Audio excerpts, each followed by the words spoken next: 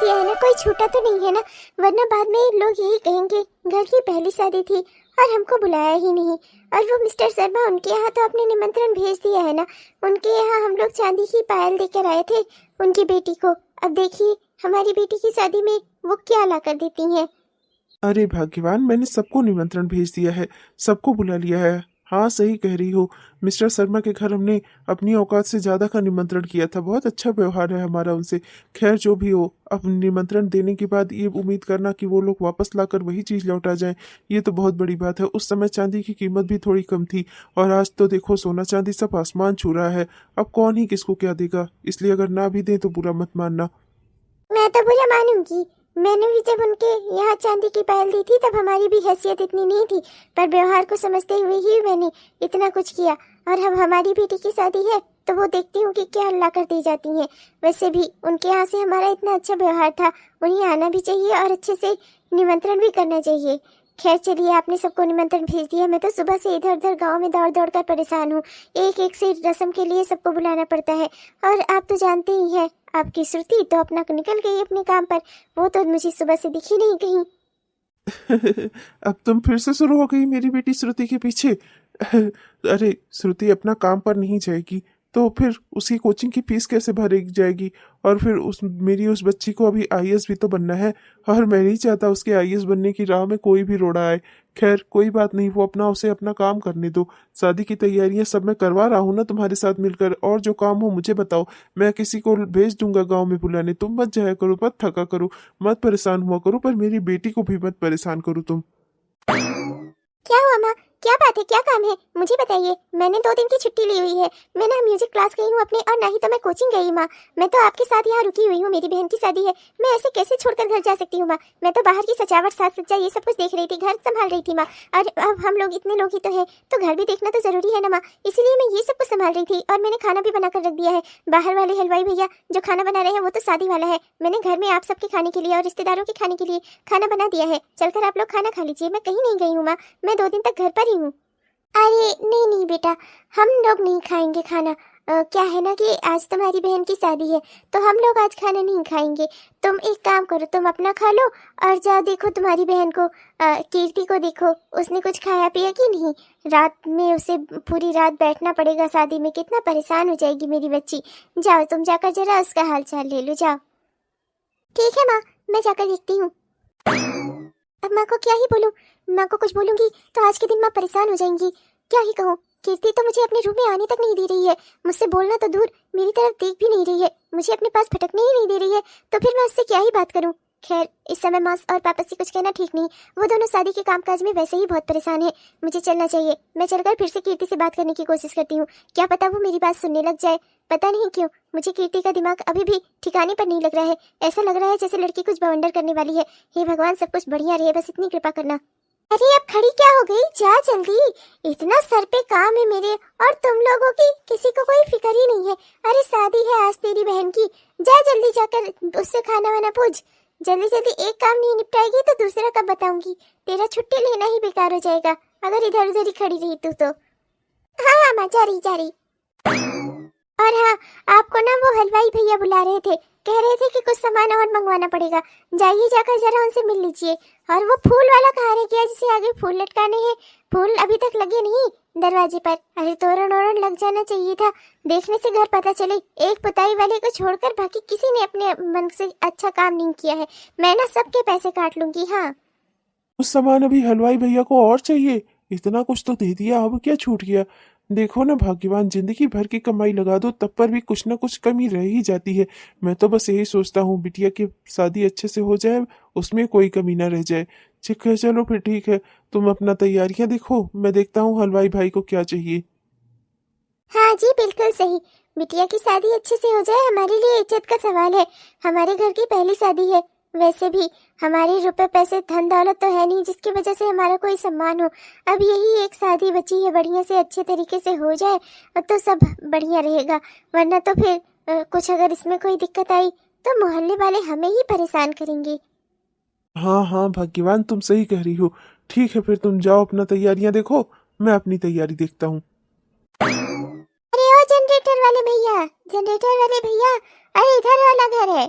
इधर आओ, मैं तुम्हें बताती हूँ कहाँ लगाना है। हे भगवान, इस घर में चारों ओर मैं ही दौड़ रही हूँ अकेले। ला ला ला ला ला ला ला ला ला ला ला ला ला ला ला ला। इसका फोन आने लगा। Hello hello.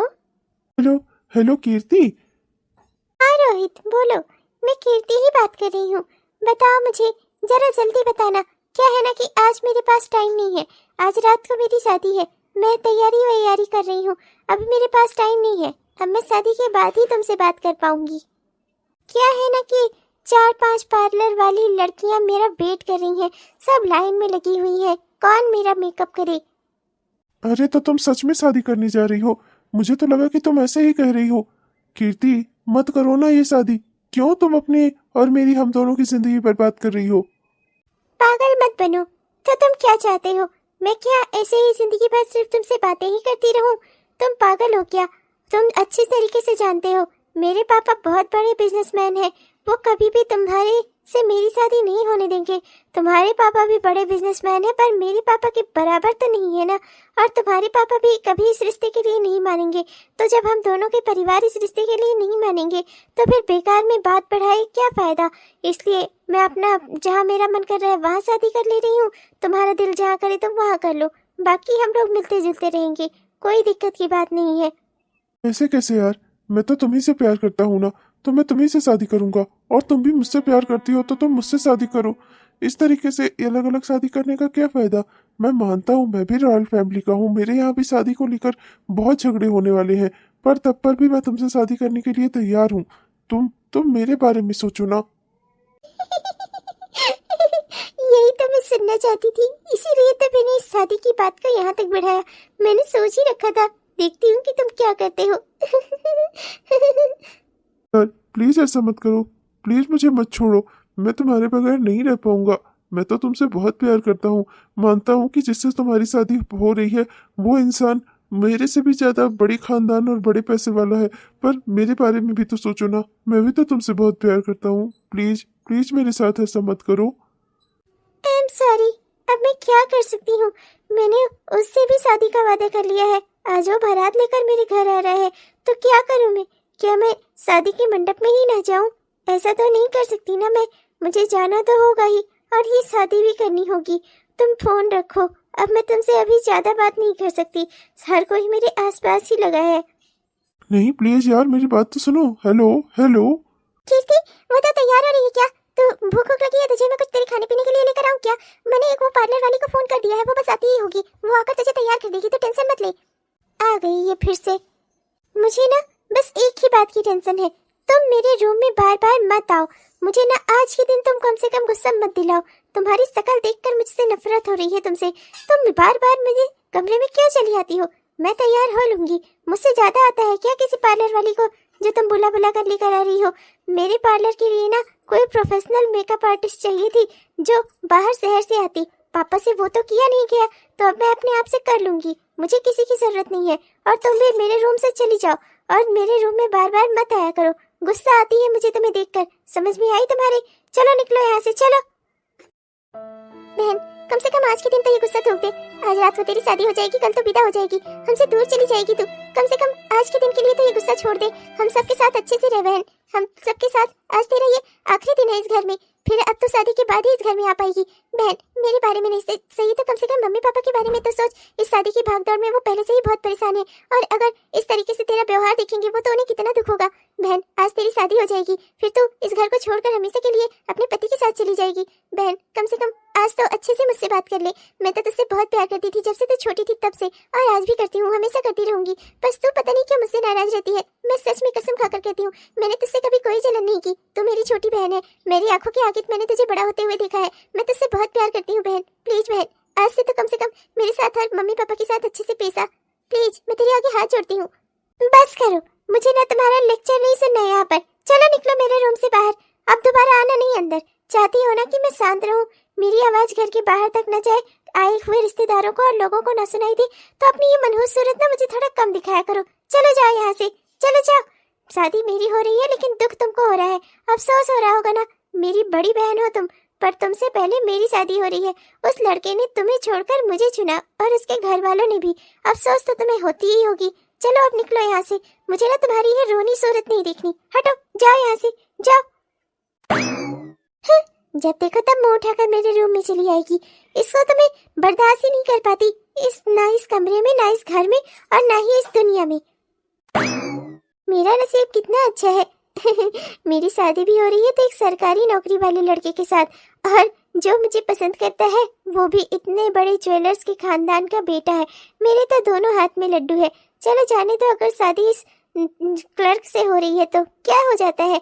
इतने बड़े ज्वेलर्स कंपनी का मालिक का बेटा, वो तो मेरे पीछे दीवाना है। सब कुछ बढ़िया चलता रहेगा मेरा, मुझे कोई दिक्कत नहीं होगी।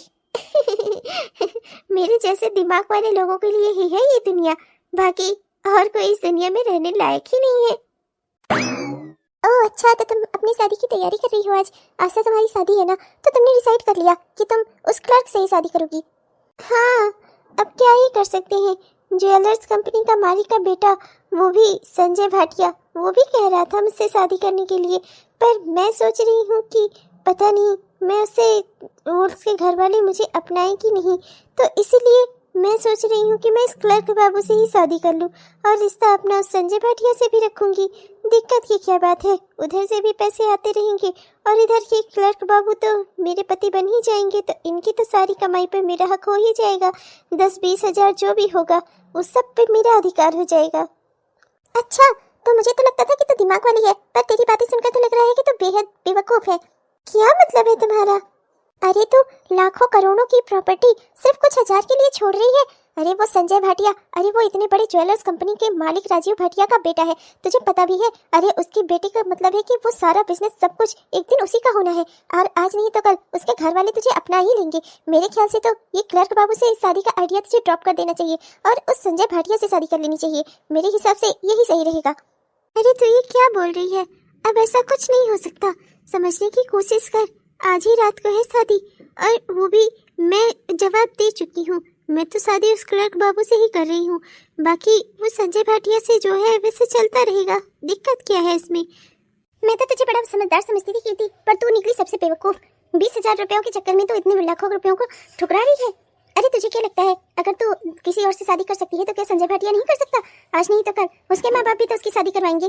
फिर क्या, फिर धीरे धीरे वो तुझसे सारे रिश्ते नाते तोड़ लेगा। तब क्या, इन्हीं 20,000 रुपए में तुझे अपनी जिंदगी गुजारनी पड़ेगी। क्या ये तू क्या कह रही है? इस बारे में तो मैंने सोचा ही नहीं। सोचा नहीं तो अब सोच, अगर तू किसी और से शादी कर सकती है तो वो भी कर सकता है। अरे तू शादीशुदा रहेगी तो क्या वो तेरे पीछे बैठा रहेगा? अपना कोई दूसरी लड़की देखकर उससे शादी कर लेगा। वैसे भी अमीर आदमियों के पास लड़कियों की कोई कमी नहीं होती। हाँ, ये अलग बात है कि तेरी सुंदरता पे वो रिझा हुआ है। तो खुद ही सोच, आज तो इतनी खूबसूरत है, कल शादी के बाद हो सकता है धीरे धीरे तेरे रूप में कमी आ जाए। तब क्या होगा? तब वो संजय भाटिया भी तुझे धीरे धीरे करके देखना नहीं चाहेगा। तब अपनी माँ की तरह, जो तेरे पापा जैसे जो सैलरी लाते हैं उसी में तेरी माँ गुजारा करती है ना, ऐसे ही वो क्लर्क बाबू जो कमा कर लाएगा ना, उसी में गुजारा करना पड़ेगा। और उसमें भी उसकी बूढ़ी माँ बैठी हुई है खाने के लिए। तब सोच ले तू, क्या ही मिलेगा तुझे इस शादी से। तो लेकिन मैं करूँ तो करूँ क्या? ये शादी तो आज रात को ही होने वाली है, सब लोग आ गए हैं, खाना बन रहा है, मैं करूँ तो करूँ क्या? अब क्या हो सकता है? देख, तो मेरी दोस्त है इसलिए तुझे गलत राय नहीं दूंगी। मैं तुझे सही ही समझा रही हूँ। कुछ 1000 रुपयों के लिए और ये झूठे मान सम्मान दिखावे के लिए क्या करने तू अपनी जिंदगी बर्बाद कर रही है? आज नहीं तो कल संजय के माँ बाप तुझे एक्सेप्ट करेंगे ही। अगर तूने उनके बेटे के साथ लीगली शादी की तो आज नहीं तो कल वो लोगों को मानना ही पड़ेगा, और फिर तो लाखों रुपयों की मालकिन बच जाएगी। और इस क्लर्क बाबू से सिर्फ अपनी माँ बाप की इज्जत के लिए और ये झूठे दिखावे के लिए शादी करके कुछ हासिल नहीं होने वाला। बाकी अब मैं तुझे और कुछ नहीं कहूँगी, आगे को जो भी फैसला करना है ना वो तुझे ही करना होगा। मैं चलती हूँ। सारे नाते रिश्तेदार आए हुए हैं, बाहर खाना बन रहा है, लोग इकट्ठा हो रहे हैं, रात को बारात का इंतजार भी होने वाला है, शाम होने को आई। अब मैं क्या कर सकती हूँ? अब अगर मैंने कहा कि मुझे ये शादी नहीं करनी तो बहुत बड़ी बात हो जाएगी घर में। मैं क्या कर सकती हूँ? अब मेरे पास कोई रास्ता नहीं है सिवाय इसके कि ये शादी मैं कर लूँ, और जो मैंने सोचा था उसी प्लान पर मैं कायम रहूँ। शादी इससे कर लूँगी और रिश्ता उससे रखूँगी। पर क्या हुआ अगर जो जो जो प्रिया ने कहा वो हुआ? तो अगर उसने भी किसी और से शादी कर ली तो, मुझे भूल गया तो क्या होगा? अपने हलवाई भैया से बात कर ली? उनको क्या क्या सामान चाहिए सब दे दिया आपने? हाँ हाँ, सब दे दिया भाग्यवान। अब शाम ढलने को आई, अब सब तैयारियां एकदम अपने पड़ाव पर हैं। बस भगवान करे आज की रात मेरी बिटिया की शादी अच्छे से हो जाए। मैं तो बस इसीलिए भगवान का शुक्रिया अदा करूंगा। हाँ हाँ हो जाएगा जी। फिर चलिए, वो आपकी बनारस वाली मौसी आई हुई हैं, उनको चलकर जरा उनसे मिल भी लीजिए, नहीं तो अभी फालतू में मुंह फुला लेंगी, कहेंगी कि शादी में बुलाया था पर हमसे मिलने नहीं आया उनका लल्ला। चलिए माँ, मैं भी तैयारी में कुछ मदद करवा दूँ क्या? अरे लड़की, तू कहाँ फिर से यहाँ आ गई बाहर? मैंने तुझे कहा है ना कि आज के दिन तू अपनी बहन के साथ ही रह, यहाँ बाहर बाहर मत चली आया कर बेटा। आज वो तेरी बहन आज के दिन दुल्हन है, उसे अकेले उस कमरे में छोड़ना ठीक नहीं है। जा जाकर तो उसी के पास बैठ जा। माँ वो सब तो ठीक है, मैं भी उसके साथ रहना चाहती हूँ, पर अभी उसकी सहेली प्रिया आई हुई है और वो दोनों कुछ बातें अकेले में करना चाहती थी, इसलिए उन्होंने मुझे कहा कि दीदी आप जाकर थोड़ा बाहर के काम देख लो, क्योंकि बाहर भी बहुत ज्यादा काम फैला हुआ है, कहीं माँ परेशान न हो जाए, इसीलिए मैं बाहर आ गई। माँ प्रिया है उसके साथ। हाय रे मेरी बच्ची, आज के दिन भी अपनी माँ के बारे में ही सोच रही है। भगवान मेरी बेटी को हमेशा सुखी रखे। सुखी क्यों नहीं रखेंगे, मेरी इन्हीं दुआओं की वजह से ही तो इतना अच्छा रिश्ता मिला है मेरी बेटी को। अच्छा ठीक है, मैं अपनी बनारस वाली मौसी को देख रहा हूँ, तुम जाकर जरा बिटिया से भी मिल लो। देख लो उसे कहीं किसी चीज़ की ज़रूरत ना हो। श्रुति कीर्ति से कितना अपनी बातें शेयर करती है और कीर्ति श्रुति को कितना समझती है, ये सब हम अच्छे से जानते हैं। दोनों बहनों के बीच में कितना प्यार है वो हमें अच्छे से पता है। मेरे ख्याल से एक बार तुम ही जाकर देख लो। तुम्हारी बेटी ना तुमसे ज़्यादा प्यार किसी को नहीं करती ना, तो वो तुम्हें ही सब कुछ बताएगी, जो भी बात होगी। जाओ जाकर एक बार उससे देख लो, मिल लो। हाँ जी, आप बिल्कुल सही कह रहे हैं, मैं अभी जाकर बिटिया से मिल लेती हूँ। हाँ तो जाकर देख ले, वो बाहर सब काम अच्छे से हो रहा है, खाना वाना खिलाया जा रहा है वहाँ पर, बाहर जाकर देख ले सब बढ़िया से चल रहा है, कहीं किसी चीज़ की कोई दिक्कत तो नहीं है। जाकर व्यवस्था ही देख ले थोड़ा फिर। जी माँ, बारात बस आने वाली ही होगी, आप भी जरा जल्दी जल्दी से सब काम निपटवाइए, नहीं तो पता चलेगा बारात भी आ जाए और अभी तक घर के खाने ही बन रहे हो। जल्दी कराइएगा थोड़ा। हाँ हाँ ठीक है भगवान, अरे शादी की चिंता सिर्फ तुम्हें ही नहीं है, हम सबको है। जाओ जाओ तुम अपना जाकर बिटिया से मिलो, मैं यहाँ व्यवस्था सारी संभालता हूँ। मैं और श्रुति मिलकर सब देख लेंगे। जाओ। अरे ओ भैया, तुम लोग खड़े काहे हो? चलो जल्दी जल्दी से हाथ बढ़ाओ, पूड़ी वूड़ी जल्दी जल्दी बनवाओ भाई, देर ना लगवाओ। बेटिया की शादी है और रात में ही अभी पास के ही गांव से बारात आनी है, सब जल्दी ही हो जाएगा। क्या करें फालतू में देर कराना, जल्दी जल्दी हाथ बढ़ाए रहो। चलो ओ भैया, तुम काहे खड़े हो? चलो चलो तुम लोग भी काम पे लगो, चलो। अच्छे से सबको खाना खिलाओ भाई, मेरी बहन की शादी है, कोई भूखे पेट नहीं जाना चाहिए। लाओ लाओ इधर लाओ, इधर भैया इधर पूरी दे दो, इधर। श्रुति, श्रुति, श्रुति। अरे क्या हुआ माँ, आप इस तरह से दौड़ते हुए क्यों आ रही हैं? क्या हुआ? आराम से आइए माँ, आराम से। श्रुति, कीर्ति कहीं मिल नहीं रही है, वो अपने कमरे में नहीं है, मैंने पूरा घर ढूंढ लिया, वो कहीं पर भी नहीं है। मेकअप का सारा सामान इस तरीके से खुला पड़ा हुआ है, अलमारी से सारी ज्वेलरी सब कुछ गायब है, वो नहीं है घर में। वो अपना बैग लेकर सामान लेकर सब पता नहीं क्या कहाँ चली गई, मुझे कुछ समझ भी नहीं आ रहा है। वो कहीं नहीं है घर में, लहंगा तक घर में पड़ा हुआ नहीं है, जो मैंने लहंगा खरीदा था उसकी शादी के लिए, न वो लहंगा है न वो ज्वेलरी है, कुछ भी नहीं है घर में, सब कुछ अलमारी खुली हुई पड़ी है और उसका बैग भी गायब है। मैं क्या करूं श्रुति, अब मैं क्या करूं? मैं कहाँ जाऊं उसे ढूंढने? कहाँ गई होगी वो? अरे माँ ऐसा नहीं हो सकता, कीर्ति कहीं तैयार हो रही होगी इसलिए वो लहंगा और ज्वेलरी लेकर कहीं गई होगी। माँ वहीं आसपास ही कहीं दूसरे रूम में होगी, आपने शायद अच्छे से नहीं देखा होगा, चलिए मैं देख कर आती हूँ। अरे मैंने सब जगह देखा, वो कहीं पर नहीं है। अब हम क्या करेंगे, पता नहीं कहाँ चली गई ये लड़की। शादी का खाना भी शुरू हो गया है, शाम हो रही है और जल्दी ही बारात भी आने वाली है, अब हम क्या करेंगे? माँ पहले आप शांत हो जाओ, हम चलकर देखते हैं कि आखिर वो गई कहाँ। यही आसपास ही कहीं गई होगी, और कहाँ जाएगी? माँ आप चिंता मत करो, मैं और पापा है ना, हम दोनों मिलकर उसे ढूंढ लेंगे। चलो माँ चलो। मेरा राजा बेटा, मेरा राज दुलारा, दूल्हा बनकर कितना अच्छा लग रहा है मेरा बेटा। आज जो कोई भी देखे मेरे बेटे को देखता ही रहे, नजर ना हटे मेरे बच्चे से, कितना अच्छा लग रहा है। आज मेरा जिंदगी का सपना पूरा हो गया। मैंने सोचा था कि तेरे लिए एक ऐसी लड़की लेकर आऊंगी जिसकी चर्चा 4 गांवों तक हो, और मैंने ना आज मेरा सपना पूरा हो रहा है। मैं बहुत खुश हूँ बेटा, मैं बहुत खुश हूँ। जी माँ। मैं जरा चलकर बारात की तैयारियां देख कर आती हूँ, तुम लोग यहीं रहना, मैं बस आती हूँ। भैया आप वाकई में बहुत अच्छे लग रहे हैं, बहुत सुंदर लग रहे हैं, एकदम उस कीर्ति के टाइप के। जितनी अच्छी कीर्ति लग रही होगी दुल्हन बनकर, उतने ही सुंदर आप भी लग रहे हो दूल्हे बनकर। आप दोनों की जोड़ी ना खूब जमेगी। भैया आपको कीर्ति कैसी लगती है? कीर्ति बहुत सुंदर है ना। आपको कीर्ति कैसी लगती है? आपको भी वो अच्छी लगती है ना? जब से आपकी शादी तय हुई आपने आज तक उसके बारे में कुछ बोला नहीं भैया। अब इन सब बातों के लिए बहुत देर हो चुकी है बहन, और वैसे भी माँ ने जिसे चुना है मेरे लिए वही ठीक है। हाँ भैया, वैसे भी माँ ने आपके लिए A1 लड़की चुनी है, उसी घर में देख लो। श्रुति और कीर्ति दोनों आपस में बहनें हैं, पर कैसे दोनों की शकल सूरत में जमीन आसमान का अंतर है। कीर्ति कितनी खूबसूरत है और श्रुति की छोटी बहन है, उससे 2 साल छोटी है, और श्रुति को देखिए, उससे 2 साल बड़ी है, फिर भी रंग और सूरत में बिल्कुल साधारण सी ही है। शकल सूरत में साधारण होने से क्या होता है? मन अच्छा होना चाहिए। जिसका मन अच्छा होता है ना, वो इस संसार में सबसे सुंदर है। तन की सुंदरता क्या क्या है, आज है कल नहीं है, पर मन की सुंदरता तो इंसान के मरते दम तक उसका साथ देती है, जन्म से लेकर मरते दम तक। अच्छा भैया, ये तुम क्या कह रहे हो? तुम श्रुति की तारीफ कर रहे हो? नहीं, मैं सिर्फ उसके मन की तारीफ कर रहा हूँ। भैया, ना मन की ना शकल सूरत की, अब आपको उसकी तारीफ नहीं करनी चाहिए। आपको तो पता ही है ना, आपकी शादी उसकी छोटी बहन से होने जा रही है। भैया, मैं तो बस यही कहूँगी कि हमें रिश्तों में ईमानदार रहना चाहिए। मैं मानती हूँ, इंसान को जब कुछ अच्छा मिलता है ना, तो उसे लगता है कि अब बाकी सब चीज़ें अच्छी हैं, पर हमेशा इंसान को एक चीज़ के लिए ही ईमानदार रहना चाहिए। मेरी बात समझने की कोशिश करो भैया। मुझे पूरी उम्मीद है कि तुम मेरी बात समझ गए होगे। मैं चलती हूँ, मैं जरा माँ को देख लूँ, बारात निकलने की भी तैयारी होनी है, बस तैयार रहो तुम। और हाँ भैया, श्रुति भले ही मन की अच्छी हो, पर इंसान का मन नहीं देखा जाता। आजकल की दुनिया में इंसान की शकल सूरत पर्सनालिटी बहुत मायने रखती है, और जो कि श्रुति के पास नहीं है, कीर्ति के पास है। और तुम नसीब वाले हो कि कीर्ति की शादी तुमसे हो रही है। और मैं तो यही कहूँगी कि हमेशा कीर्ति के प्रति तुम्हें ईमानदार रहना चाहिए। चाहता तो मैं भी यही हूँ, पर कहीं ना कहीं मन में जो बात होती है मुंह से निकल ही जाती है। लेकिन मेरी बहन सही कह रही है, मेरी दीदी सही कह रही है, मुझे अपने रिश्तों में ईमानदार रहना चाहिए। मेरी शादी कीर्ति से हो रही है और वही मेरी पत्नी होने वाली है, और आगे भी वही मेरी पत्नी रहेगी। मुझे उसके प्रति ईमानदार रहना चाहिए, मुझे किसी और की तारीफ नहीं करनी चाहिए। मेरी दीदी बिल्कुल सही कह रही है। पता नहीं क्यों मेरे मन से हमेशा कि श्रुति को लेकर अच्छी बातें ही निकलती हैं, पर कीर्ति के लिए नहीं, पता नहीं क्यों। पर ठीक है, आज से मैं अपने मन को समझा लूंगा। वाकई में मेरी शादी उसकी छोटी बहन से हो रही है, और मुझे ये बात समझनी होगी। रिश्तों को महत्व और रिश्तों में मर्यादाएं सब कुछ समझनी होंगी मुझे। मैं नई नई रिश्तेदारी में इस तरीके से कोई खराबी नहीं ला सकता।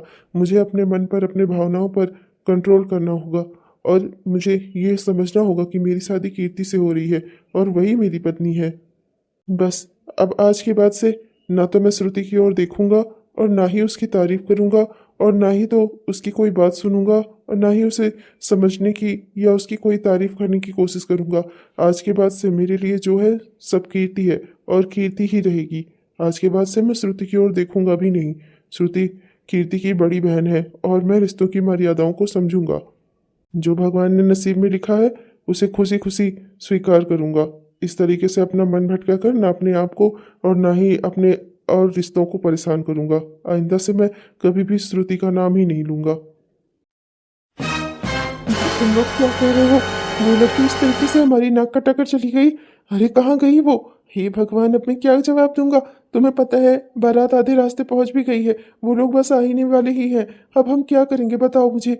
वो लड़की कहीं मिल नहीं रही। कहाँ गई तुम्हारी बेटी कीर्ति? तुम्हें बड़ा नाज था ना अपनी बेटी पर। बताओ मुझे कहाँ गई वो? अब मैं क्या करूंगा? मैं मंडप में दुल्हन कहाँ से लेकर आऊंगा? बताओ मुझे, क्या करूं मैं? लोगों को क्या जवाब दूंगा? एक इज्जत ही है मेरे, रुपए पैसे तो पहले ही नहीं थे, और आज वो इज्जत भी धुल जा रही है तुम्हारी बेटी की वजह से। अब बताओ मैं क्या करूं? मुझे माफ कर दीजिए, मुझे नहीं पता था कि कोई ऐसी हरकत करेगी कीर्ति। अब मैं क्या करूं? मैं भी उतना ही परेशान हूं जितना आप। इज्जत मेरी भी तो जा रही है। अब मैं क्या करूं? घर परिवार मेरा भी तो है, नाक मेरी भी तो कटेगी। पापा, ये वक्त इस तरीके से परेशान होने का नहीं है। ये वक्त है समझने का, संभालने का, और हमें कोई ना कोई रास्ता निकालना होगा। बारात आधे रास्ते तक आ चुकी है, अब हमें कुछ ना कुछ सोच विचार कर करना होगा। पापा, हमें किसी तरह से ये सूचना उन लोगों तक पहुंचानी होगी कि दुल्हन हमारे घर में नहीं है, और वो अपना बारात वहीं से लेकर वापस चले जाए। अरे पागल हो गई है क्या? बस यहीं थोड़ी दूर पर ही है बारात। अब मैं उन्हें कहूँ दुल्हन घर पर नहीं है तो बताना नहीं पड़ेगा कहाँ गई वो। और अगर उन्हें पता चला कि वो किसी के साथ भाग गई अकेली, तो फिर मेरी नाक नहीं कट जाएगी। अब मैं क्या करूँगा? हे भगवान, इससे अच्छा तो मुझे उठा ही लेते तुम। आज तक 2 बेटियों के ऊपर कभी मैंने कोई भी दुख नहीं किया, पर आज मुझे लग रहा है कि भगवान ने मेरा नसीब ना फोड़ दिया 2 बेटियां देकर। मैंने नहीं सोचा था कभी भी कि कि कीर्ति कुछ ऐसा कर सकती है। इतने नाजों से पाला मैंने उसे, अपनी बेटी को, और इसने मेरे मुंह पर कालिक पोत दी आज। अब मैं क्या करूंगी? वो देखिए बारात का शोर भी आने लगा, लगता है वो लोग नजदीक आ चुके हैं। अब हम क्या करेंगे? पापा प्लीज आप अफसोस मत करिए, मैं भी आपकी बेटी हूँ। मैं कभी जिंदगी में कोई ऐसा काम नहीं करूंगी पापा जिसकी वजह से आपको अफसोस हो। प्लीज पापा आप शांत हो जाइए, हम शांत होकर कोई ना कोई रास्ता निकाल लेंगे। बेटी, मुझे माफ कर देना।